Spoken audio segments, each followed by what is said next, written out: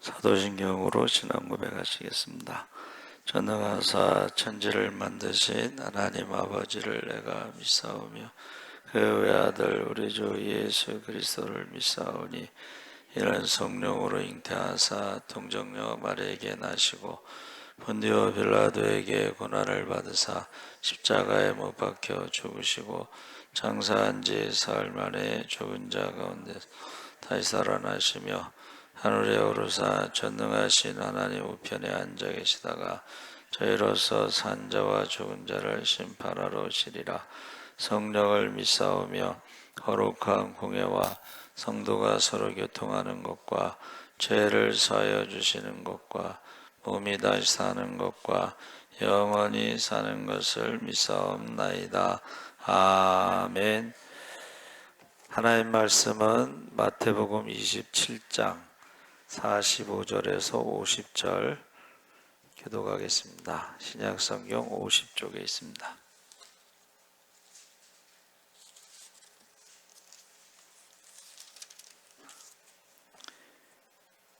(27장) 45절에서 50절까지 교독을 하겠습니다. 제6시로부터 온 땅에 어둠이 임하여 제9시까지 계속되더니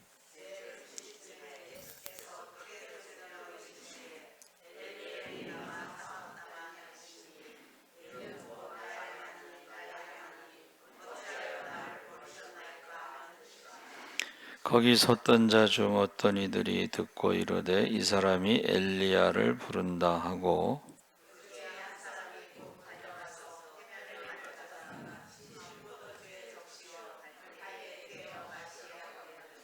그 남은 사람들이 이르되 가만두라 엘리야가 와서 그를 구원하나 보자 하더라. 예수께서 크게 소리 지르시고 영원히 떠나시니라. 아멘. 할렐루야. 잘 오셨습니다. 오늘은 성금요일 심야기도입니다. 오늘 새벽에는 이제 예수님께서 체포돼서 이제 재판을 받는 모습이죠. 그래서 오늘 말씀의 제목은 엘리 라마 사박다니. 그래서 십자가의 죽으심과 장사되심에 대해서 증거하는데 예수님께서 겟세마네에서 기도하실 후에 체포되셔서 밤새도록 불법적인 신문, 무자비한 폭력을 당하시고 십자가형이라는 판결을 받으셨습니다. 머리에 가시관을 쓰시고 손과 발에 못 박히신 후 십자가에 달리셨습니다. 그래서 45절에 6시로부터 온 땅에 어둠이 임하여 제9시까지 계속되더니, 그래서 6시에서 9시라는 것은 이것이 이제 6을 더해서 정오서부터 오후 3시까지가 되겠습니다.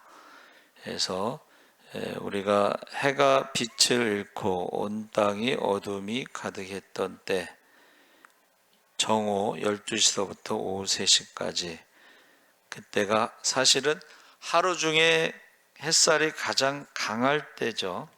그럼에도 불구하고 어둠이 임했는데 모세가 이스라엘 자손을 애굽에서 나올 때 10가지 재앙 중에 어둠의 재앙이 있었죠.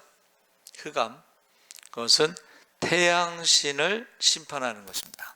그러니까 그들이 섬겼던 우상, 그 태양신도 그 어둠에 아무 힘을 발휘하지 못했던 것이죠.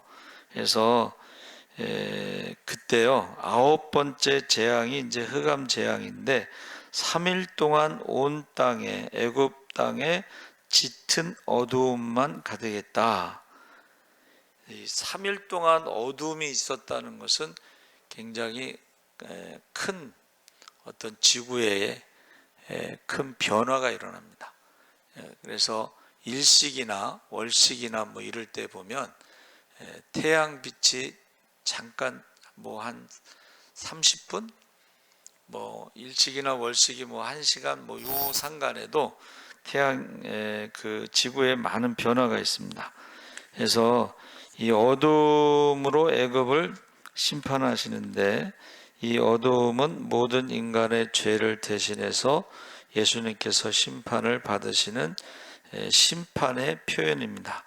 십자가 위에서 극한의 고통에 이르신 예수님께서 미치기를, 9시쯤에 예수께서 크게 소리질러 엘리 엘리 라마 사박다니, 이는 곧 나의 하나님 나의 하나님 어찌하여 나를 버리셨나이까.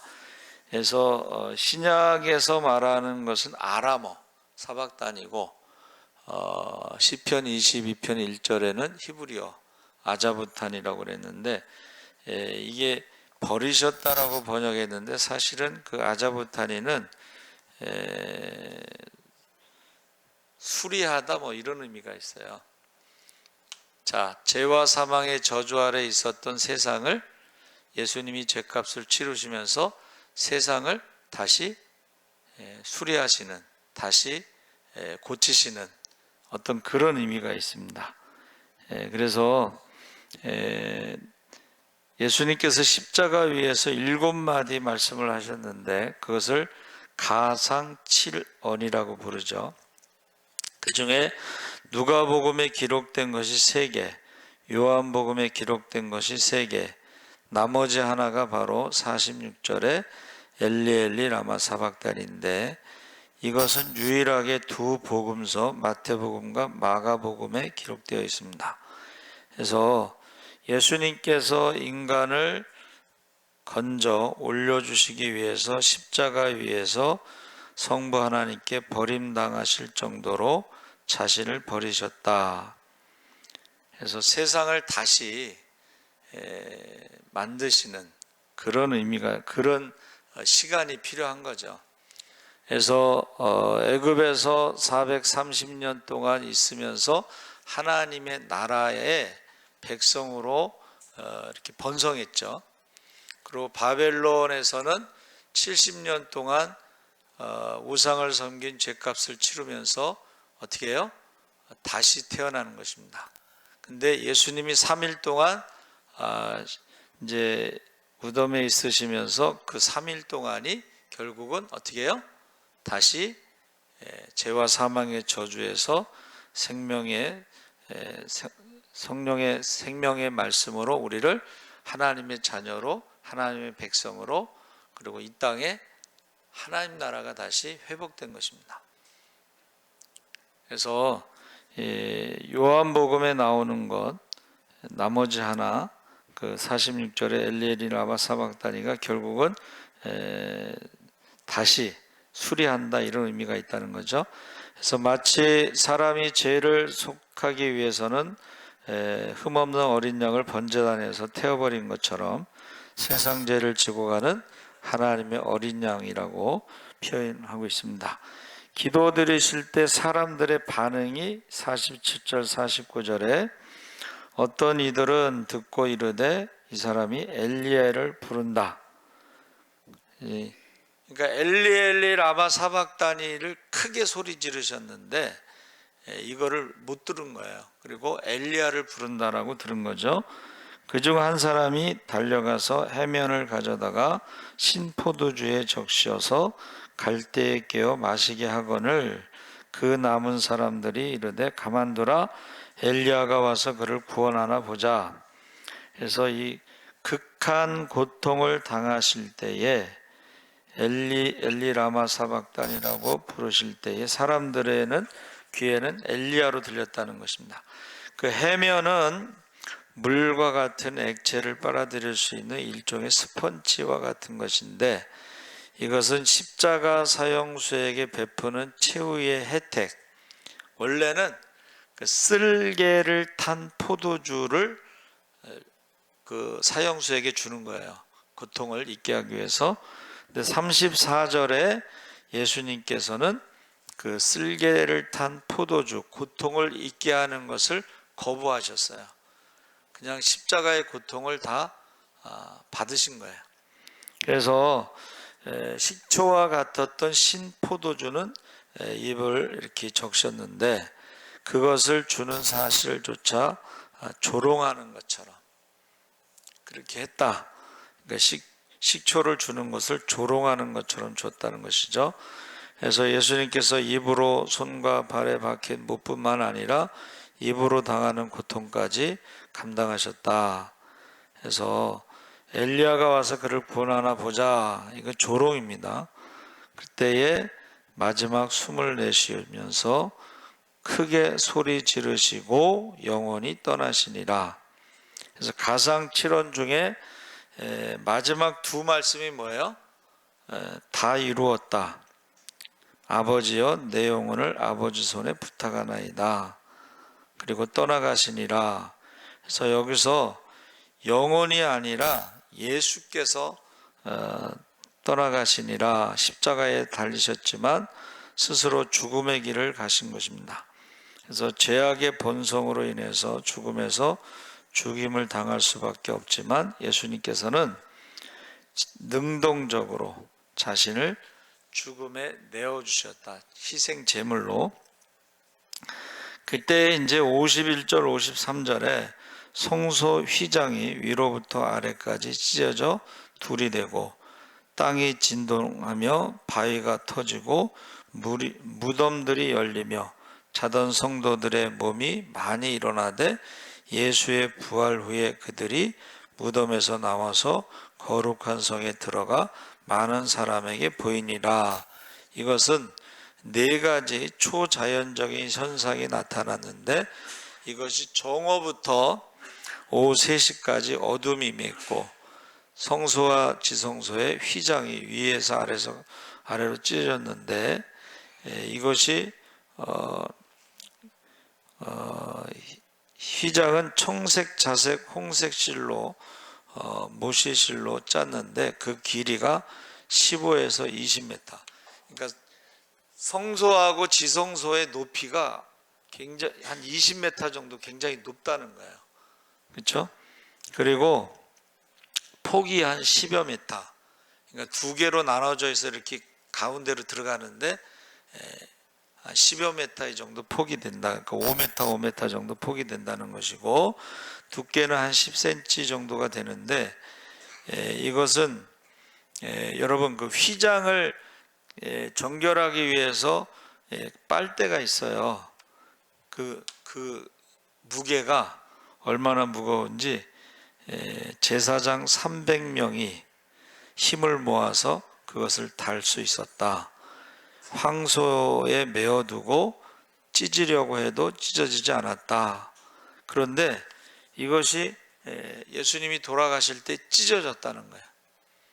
이것은 사람의 힘으로 한 것이 아니다. 그리고 히브리서에서는 뭐라 그러죠? 한번 따라해 보세요. 그의 육체라. 십자가에서 찢으신 것이 휘장이 찢어진 것과 같다. 그래서 그곳에 우리가 때를 따라 돕는 은혜로 지성소에 들어가서 누구든지 우리가 하나님의 자녀로 예수의 이름으로 때를 따라 돕는 은혜를 구할 수가 있다. 1년에 한 번 들어가는 지성소가 이제 열린 거죠. 우리는 이제 하나님의 자녀가 됐기 때문에 그게 가능한 것입니다. 그러니까 대제사장도 1년에 한 번 들어가는데 속죄제를 드리지 않거나 죄가 있을 때는 지성소에서 죽죠. 그래서 대제사장의 옷에는 금방울을 달아서 움직일 때마다 딸랑딸랑 소리가 나는데 소리가 나지 않으면 죽었다는 것입니다. 그러니까 우리가 회개하지 않으면 지성소 하나님 앞에서 즉사할 수가 있다는 거예요. 웃사만 즉사하는 게 아니고 하나님 앞에서 회개하지 않으면 그렇게 될 수가 있다는 것입니다. 그래서 그분은 백부장, 근데 여러분 보세요. 엘리야가 뭐 구해주나 보라 이렇게 조롱할 때에 이방인 백부장이 그분은 진실로 하나님의 아들이었다 하고 고백을 하는 거예요. 빌라도가 뭐라고 그랬어요? 예수님은 죄가 없으시다고 그랬잖아요. 백부장은 하나님의 아들이었다. 유대인들만 예수님을 신성모독으로 그를 죽인 거죠.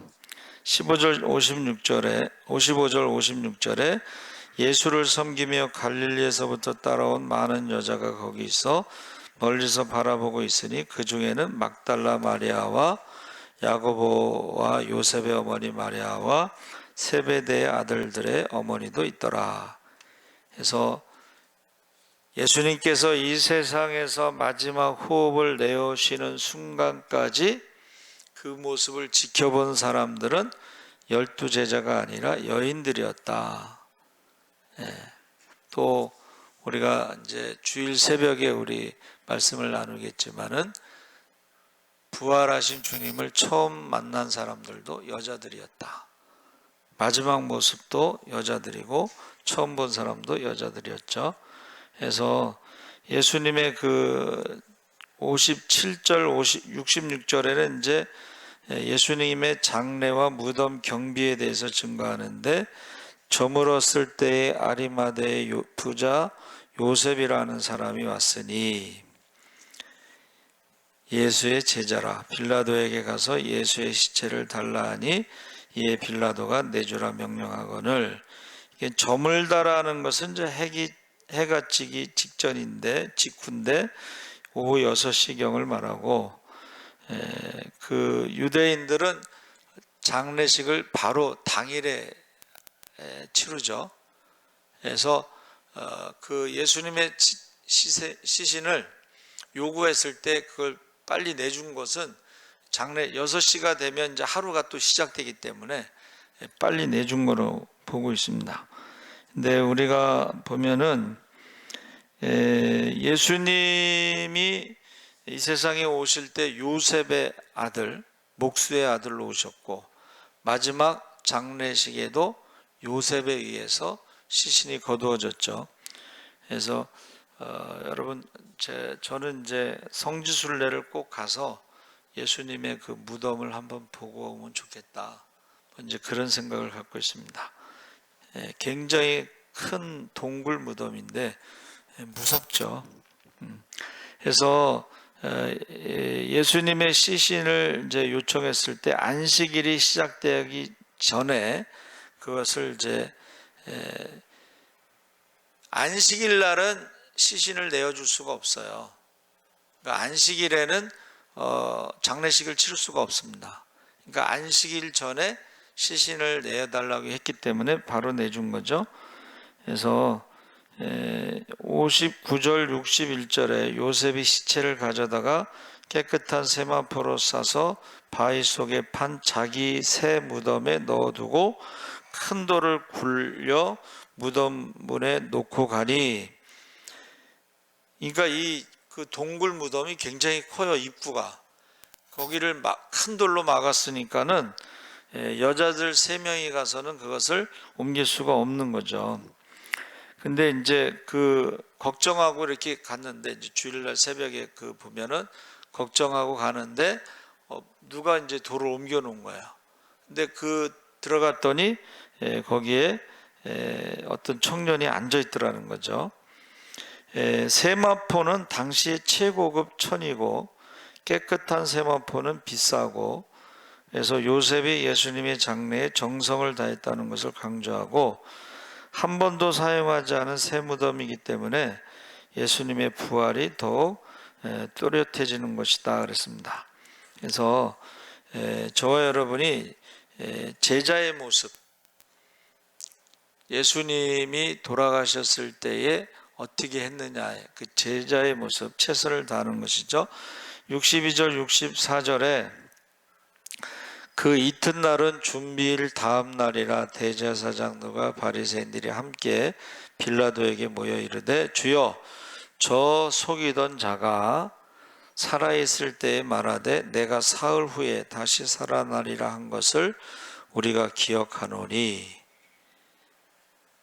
예수님의 제자들은 기억하지 못했는데 지금 대제사장과 바리새인들은 기억하고 있는 거야. 예수님이 사흘 후에 살아나리라 하는 것을 기억하고, 그러므로 명령하여 그 무덤을 사흘까지 굳게 지키게 하소서. 그의 제자들이 와서 시체를 도둑질하여 가고 백성에게 말하되 그가 죽은 자 가운데서 살아났다 하면 후에 속임이 전보다 더 클까 하나이다 하니, 해서 이튿날은 준비일 다음 날 안식일이자 유월절입니다. 특히 명절에 장례식을 치르지 않으니까 빨리빨리 진행이 됐다, 이렇게 볼 수가 있습니다. 그래서 안식일에 빌라도를 찾아간 것은 율법을 위반하는 것이다. 그래서 사실은 어떻게 해요? 율법을 위반하면서까지 찾아가서 이제 그것을 장례식을 치렀다. 속이는 자, 유혹하게 하는 사람, 길을 잃게 만드는 사람, 예수님께서 죽임을 당할지라도 3일 만에 다시 살아날 것이라고 제자들에게는 반복해서 말씀하셨는데, 제자들은 일단 믿지 않았기 때문에 잊어버렸고 뿔뿔이 흩어진 상태였는데, 예수님을 죽인 사람들은 정확하게 기억하고 있었다는 것입니다. 그래서 도둑질 해가지 못하도록 지켜주기를 요청했습니다. 그래서 65절 66절에 빌라도가 이르되 너희에게 경비병이 있으니 가서 힘대로 굳게 지키라 하거늘, 그들이 경비병과 함께 가서 돌을 임봉하고 무덤을 굳게 지키니라. 그래서 힘대로라는 말은 너희가 알고 있는 대로 3일 후에 살아나리라고 하는 그것을 알고 있는 대로 3일 동안은 지켜야 된다, 이 말입니다. 그래서 돌로 임봉하다, 돌에 도장을 찍다, 이런 말인데, 거기에 이제 X자나 어떤 표시를 넣어서 도장을 찍고 했습니다. 그래서 오늘 나오는 대제사장과 바리새인들이, 하나님을 모르는 사람들이, 그 사람들은요 하나님에 대해서 잘 알고 있었다는 거예요. 그런데 그들이 하나님에 대해서 잘 알고 있으면서도 그럼에도 불구하고 성경을 온전히 알지 못했다는 거예요. 그러니까 하나님의 아들이 오신다, 죽으신다, 부활하신다, 성경에 다 예언된 말씀인데 그것을 몰랐다는 것입니다. 그래서 저 옳은 사람에게 아무 상관도 하지 마소서 하고 빌라도의 아내가 또 말했죠. 그래서 저와 여러분이 지금 이방인들이 알고서 지금 무덤을 지키는 거예요. 부활에 대해서 지금 3일 동안 지켜야 된다. 그래서 그런데 제자들은 이제 도망간 상태죠. 그래서 저와 여러분이 그 엘리엘리 라마 사박단이라고 하는 것은 아까 말씀드린 대로 아람어고, 그것은 뭐 떠나다, 버리다, 상관하지 않다, 뭐 이런 뜻인데, 사실은 아자부탄이라는 것은 수리하다, 아까 말씀드렸죠. 그래서 여러분, 구약에서요 하나님은 한 번도 그 백성들을 버리신 적이 없습니다.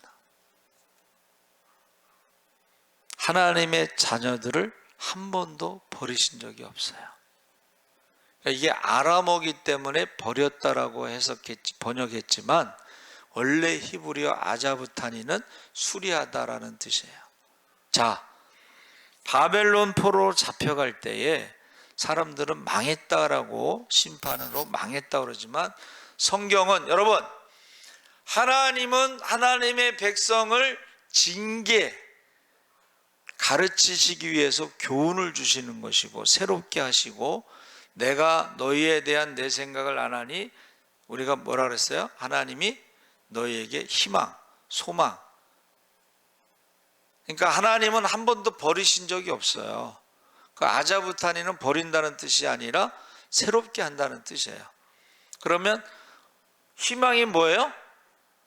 우상 숭배로 하나님께서 우상의 집을 무너뜨린 거예요. 우상의 집을. 그리고 바벨론으로 옮겨가지고 거기서 회개하고 하나님의 자녀의 정체성을 회복하고 돌아와서 수룹바벨 성전에서 예배를 드리는 거예요. 그러니까 지금 예수님께서 지금 버리셨다라고 하는 그것을 알아먼데, 원래 히브리어는 예수님을 통해서 죄와 사망의 법에서 생명의 성령의 법으로 우리를 새롭게 하기 위해서 지금 죄값을 치르시고 사망 권세를 이기시는 그 과정이라는 거예요. 과정. 그러니까 저와 여러분도 신앙생활 하다 보면 어려운 일이 있을 때가 있어요. 그렇죠? 그때 우리가 기도하잖아요. 우리가 회개 기도하잖아요. 그러면 하나님께서 우리를 회복시켜 주실 줄 믿습니다. 하나님께서 우리를 치료해 주실 줄 믿습니다.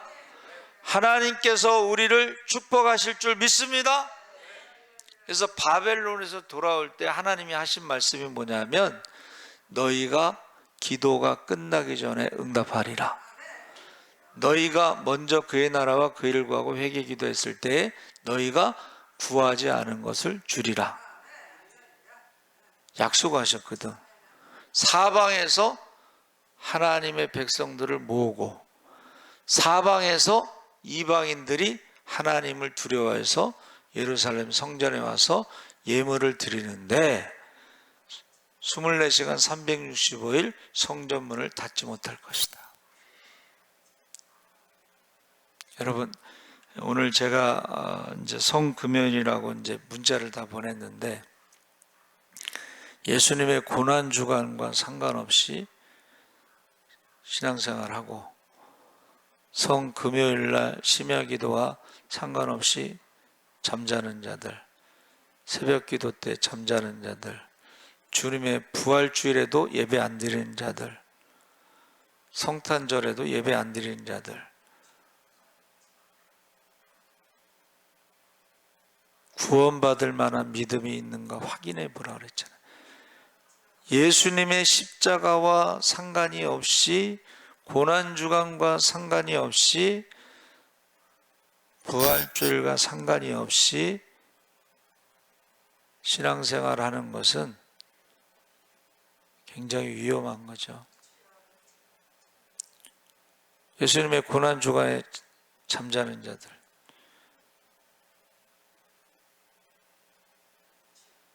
그래서 제가 문자를 돌린 거예요.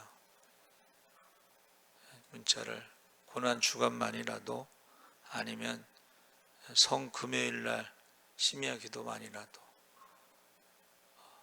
문자를 보냈고, 또 이제 제가 예수사랑교회 부활주일 새벽 기도하고 감사 예배 11시 예배하고 새벽 기도 5시 30분쯤 문자를 또 보낼 거예요, 내일. 그런데 주님의 고난과 상관없이 신앙생활하는 것은 그는 구원받을 만한 믿음이 있다고 보기가 어렵죠. 예수님의 십자가와 고난과 상관없는 사람들, 구원과 상관없는 사람들, 천국과 상관없는 사람들이 많습니다. 해서 저와 여러분이 자녀들을 위해서 눈물로 기도하고 정말 목숨 걸고 기도하시기 바랍니다. 우리 주여 3번 부르짖고 기도하겠습니다. 주여, 주여, 주여. 할렐루야. 살아계신 아버지 하나님, 하나님께서 함께 하시옵소서. 주님의 고난 주간에 우리가 깨어 기도하게 하시옵소서. 사망의 잠에서 깨우시옵소서.